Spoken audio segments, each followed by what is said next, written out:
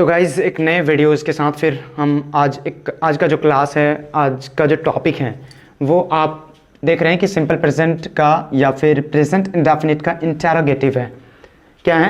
Simple present या present indefinite का क्या है? प्रेजेंट इंडेफिनिट या फिर सिंपल प्रेजेंट का इंटेरोगेटिव सेंटेंस आज हम लोग पढ़ने जा रहे हैं। तो हम पिछले क्लास में आपसे वादा किए थे कि हम अगले बहुत ही जल्द एक नए क्लास के साथ, एक नए वीडियो के साथ आपके साथ मिलेंगे।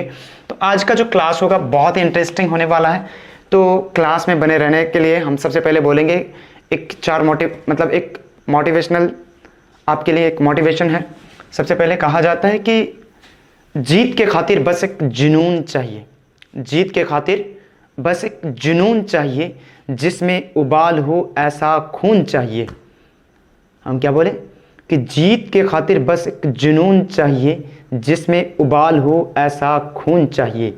ये ज़िंदगी तो सभी जी लेते हैं मेरे दोस्त, ये ज़िंदगी तो सभी जी लेते हैं मेरे दोस्त, पर ज़िंदगी ऐसी जियो कि सबके लिए मिसाल होनी चाहिए। ज़िंदगी ऐसी जियो कि सबके लिए क्या होनी चाहिए? मिसाल होनी चाहिए। तो आपको मेहनत हम पहले ही बोले थे, इससे पिछले क्लास में हम बोले थे कि मेहनत कामयाबी वाला करो, तब जाके आपको, और किताबों से दोस्ती आप जितना रखोगे उतना आपको क्या होगा? फ़ायदा होगा। आपको प्रैक्टिस ज़्यादा करना होगा। आप इंग्लिश सीखना भी चाहते हो और प्रैक्टिस भी नहीं करना चाहते हो, ये क्या सी बात है? आपको अगर कोई प्रैक्टिस करने वाला सामने नहीं मिलता है तो आपको करना क्या है? एक शीशा के सामने आपको खुद प्रैक्टिस करना है, जिसको आप मिरर कहते हो। मिरर के सामने जाके आपको खुद से बातचीत करना है। अगर आपको कोई पार्टनर मिल जाता है, कोई दोस्त हैं जो आपसे अंग्रेजी में बात करना चाहते हैं, इंग्लिश में बात करना चाहते हैं, तो आप उनके सामने जाके भी प्रैक्टिस कर सकते हो। और इंग्लिश सीखने का सबसे बेहतर तरीका है कि आपको क्या करना पड़ेगा? बोलना तो पड़ेगा, क्योंकि ये एक लैंग्वेज है। इंग्लिश क्या है? एक लैंग्वेज है। आपको प्रैक्टिस करना पड़ेगा। तो जैसे हम बोले कि आप आगे बढ़ने से पहले हमारे क्लास में, हमारे अगर YouTube चैनल पे नए हैं तो हमारे चैनल को पहले सब्सक्राइब कर दें।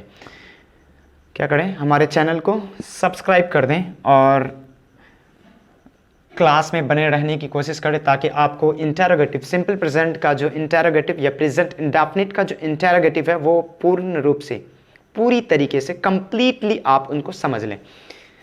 तो इनका सबसे पहले हम क्या करेंगे? स्ट्रक्चर लिखेंगे। एक स्ट्रक्चर जो होता है वो स्ट्रक्चर होता है कि सबसे पहले ऑक्सिलरी वर्ब लिखते हैं। इंटेरोगेटिव का मतलब होता है क्या, और क्या मतलब होता है? ऑक्सिलरी वर्ब सब्जेक्ट से पहले डालेंगे।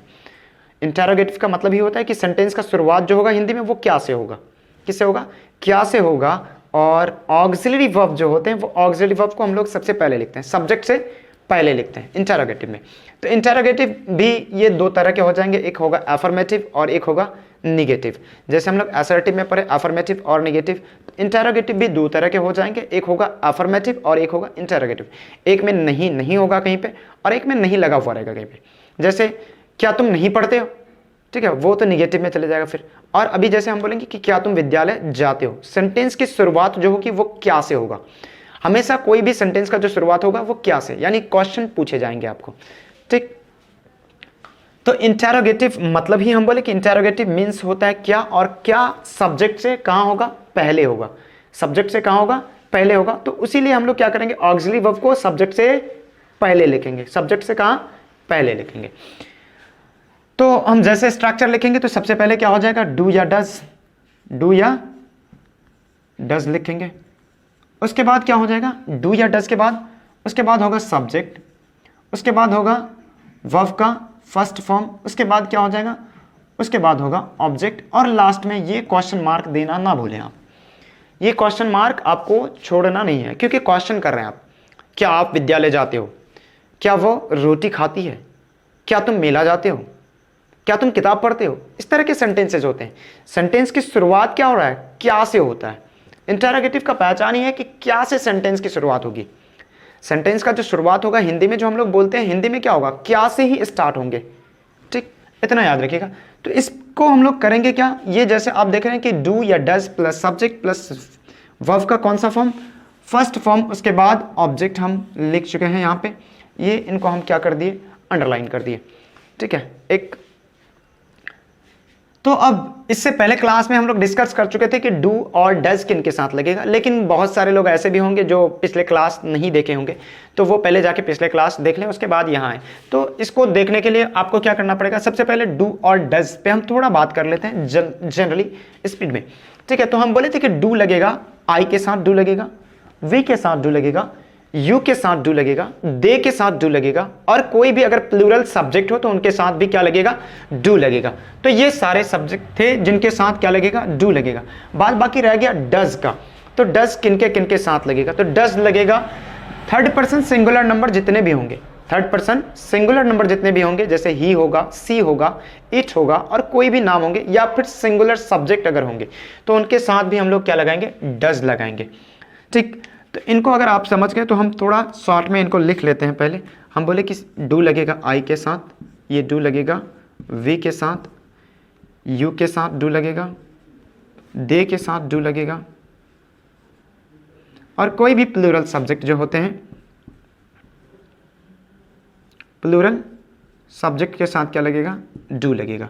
अब बोले सर ये डज अब किसके किसके साथ लगेगा, तो डज लगेगा हम लोगों का किसके किसके साथ, डज लगेगा आपका ही के साथ, ये डज लगेगा आपका किसके साथ, ये डज लगेगा आपका सी के साथ, ये डज लगेगा आपका इट के साथ, ये डज लगेगा कोई भी नाउन के साथ, यानी किसी भी आदमी का नाउन, आप नाउन मतलब ही जानते हो, नाउन मतलब होता है नेम, किसी का भी नाम हो जाए तो उनके साथ लगेगा। आप बोलोगे सर इस कोई भी सिंगुलर सब्जेक्ट होगा तो उनके साथ हम लोग लगाएंगे SINGULAR सिंगुलर सब्जेक्ट, हम शॉर्ट में लिख देते हैं सब्जेक्ट।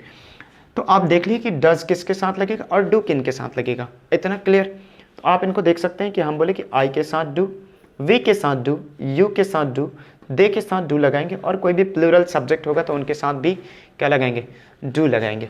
और आगे डज किन के साथ लगाएंगे, तो बोले कि डज सर ही के साथ डज लगाएंगे, सी के साथ डज लगाएंगे, इट के साथ डज लगाएंगे, और नाउन या जिसको हम लोग नाम बोलते हैं तो उनके साथ हम लोग क्या लगाएंगे, डज लगाएंगे, और या फिर सिंगुलर सब्जेक्ट के साथ हम लोग डज लगाएंगे। तो इनके बारे में हम लोग पिछले क्लास में जिक्र कर चुके थे, चर्चाएं इनके बारे में हो चुकी थी, बातचीत इनके बारे में हम लोग क्या कर चुके थे, इन सबों के बारे में हम लोग बात कर चुके थे। तो आज हम लोग थोड़ा आगे बढ़ते हैं और इनकी एग्जाम्पल को लेते हैं।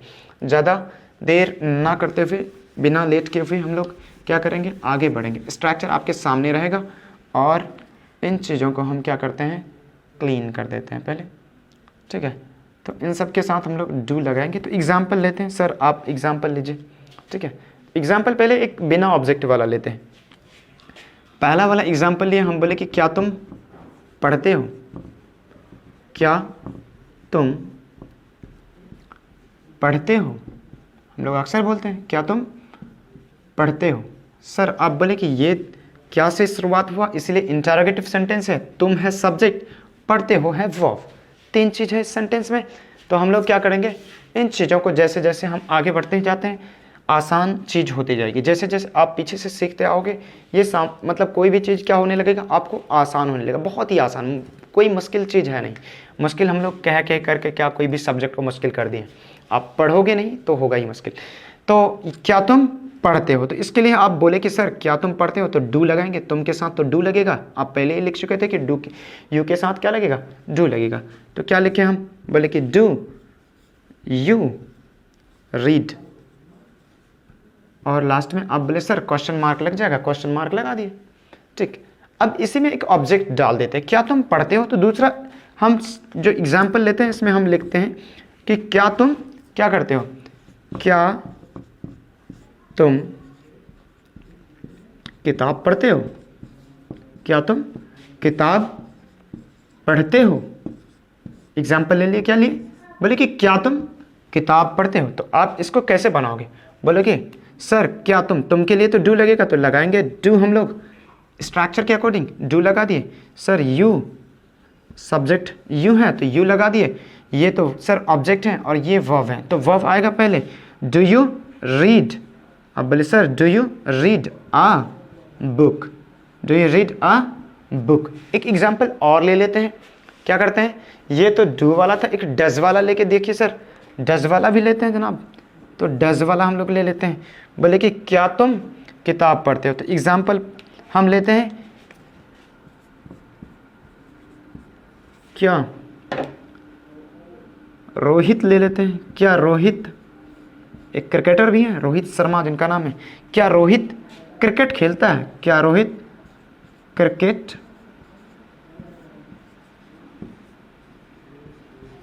खेलता, क्या रोहित क्रिकेट खेलता है, जिसको हिटमैन के नाम से जाना जाता है, रोहित शर्मा को भारत में बहुत ज़बरदस्त हिटर है, आप जानते भी होंगे उनको।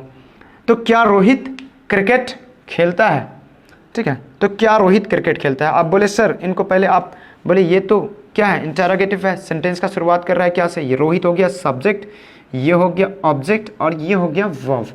तो सर इस क्या के लिए हम लोग सबसे पहले डालेंगे क्या, डू या डज। रोहित के साथ क्या लगेगा, डू या डज, बोलिए क्या लगेगा, बोलना है आपको, क्या लगेगा, डज लगेगा, ठीक है, बहुत बढ़िया। आप बोले कि सर रोहित क्या है, थर्ड पर्सन सिंगुलर नंबर है और थर्ड पर्सन सिंगुलर नंबर के साथ हम लोग क्या लगाएंगे, डज लगाएंगे। बोले कि डज क्या हो जाएगा, रोहित के लिए तो रोहित ही लिखना पड़ेगा, डज रोहित। अब बोले सर क्या रोहित क्रिकेट खेलता है, तो डज रोहित क्या हो जाएगा, आगे होगा प्ले, ठीक है, आगे क्या, क्रिकेट के लिए क्रिकेट। सर 3 एग्जाम्पल हुआ, और भी 1-2 लेके दिख लीजिए, ठीक है, कोई दिक्कत नहीं, हम 1-2 और भी क्या, आप जितना बोलोगे हम उतना एग्जाम्पल ले सकते हैं, आप खुद बोलो कौन सा एग्जाम्पल लेना है।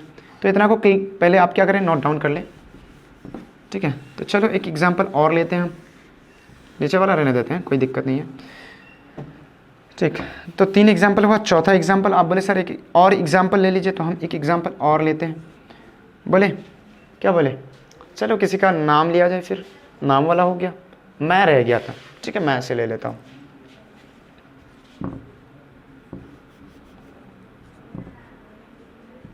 क्या मैं बाजार जाता हूँ, क्या मैं, खुद से सवाल कर रहे हैं, क्या मैं बाजार जाता हूँ, सॉरी यहाँ पे क्या हो जाएगा, क्वेश्चन मार्क हो जाएगा, क्या मैं बाजार जाता हूँ। तो किससे शुरुआत होगा, आप बोले सर पहले इनको फाइंड आउट कर लेते हैं। आप बोले सर ये क्या से शुरुआत हो रहा है, तो ये इंटरोगेटिव का पहचान है, मैं हो गया सब्जेक्ट, बाजार हो गया ऑब्जेक्ट और जाता हूँ हो गया वर्ब। क्या मैं बाजार जाता हूँ, तो इसको हम लोग कैसे बनाएंगे, सबसे पहले मैं के लिए क्या लगेगा, मैं के साथ क्या लगता है, डू लगता है। तो बोले कि डू सब्जेक्ट, मैं के लिए आई, बाजार लगाएंगे या फिर पहले जाता हूँ, तो क्या करेंगे, पहले जाता हूँ का डू आई।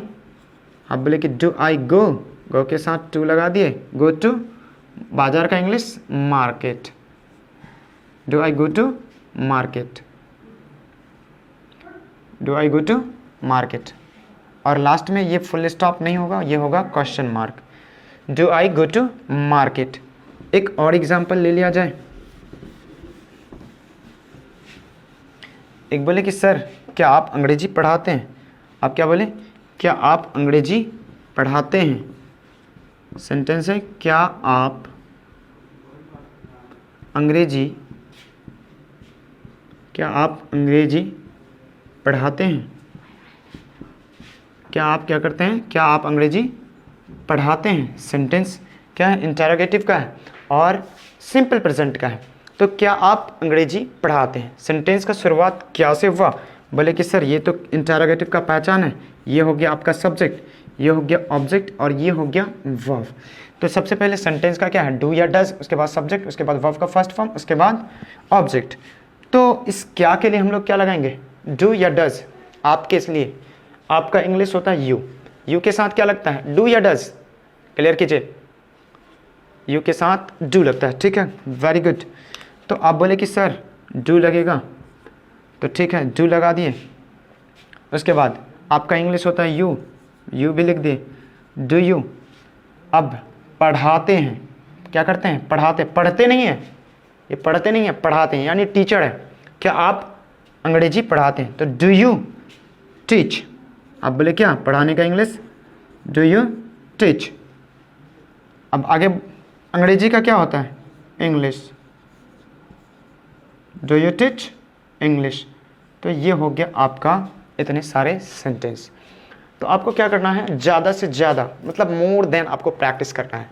इंटरोगेटिव के सेंटेंस आपको खुद से प्रैक्टिस करना है। इस तरह के सेंटेंसेस आप खुद से क्या कर सकते हो, प्रैक्टिस कर सकते हो। तो एक दो हम क्या करते हैं आपके लिए होमवर्क देते हैं, देखते हैं आप बना पाते हैं कि नहीं। अगर आपसे बन जाता है तो आप उस सेंटेंस का हमारे कमेंट बॉक्स में जवाब दे सकते हैं। हम 2 सेंटेंस देते हैं आपके लिए, 2 होमवर्क आपके लिए यहाँ लिख देते हैं नीचे, ठीक है। पहला ये आपका होमवर्क है, पहले तो ये जान लीजिए कि ये आपका 2 आपका होमवर्क दे रहे हैं। पहला हम लिखते हैं,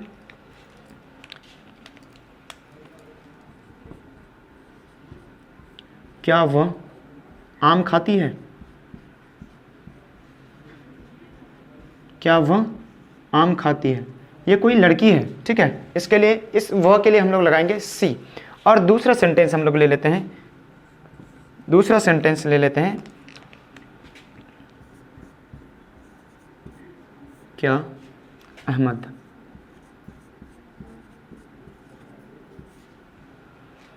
क्या अहमद भारत की राजधानी नई दिल्ली है, तो हम दिल्ली लिखते हैं। क्या अहमद दिल्ली जाता है, मतलब अहमद क्या करने, क्या अहमद दिल्ली जाता है। इन दोनों सेंटेंस का आपको क्या करना है, हमारे कमेंट बॉक्स में इनका जवाब देना है आपको। पहला सेंटेंस है होमवर्क के रूप में, क्या वह आम खाती है, और दूसरा है क्या अहमद दिल्ली जाता है। दोनों सेंटेंस इंटरोगेटिव के हैं और आप इसका क्या करें, जवाब हमारे कमेंट बॉक्स में देना ना भूलें, ठीक है। तो मिलते हैं फिर एक नए क्लास के साथ अगले दिन।